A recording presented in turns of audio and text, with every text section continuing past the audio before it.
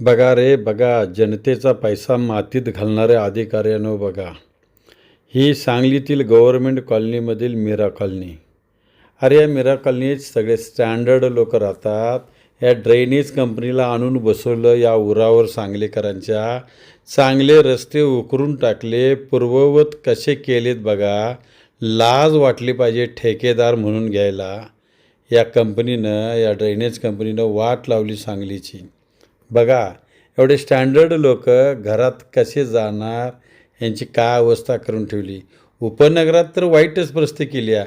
आणि नको तिथं जनतेचा पैसा मातीत घालायला परत नगरपालिकेचे जे अधिकारी तैनात आहेत, या अधिकाऱ्यांचं देव कधी कल्याण करेल असं मला काय वाटत नाही.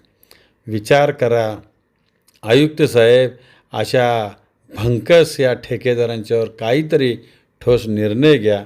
असंच मी रोज एक नवीन विषयाच्या माध्यमातून आपणाला सांगलीकरांच्या वतीनं कळकळीची विनंती करतो आहे.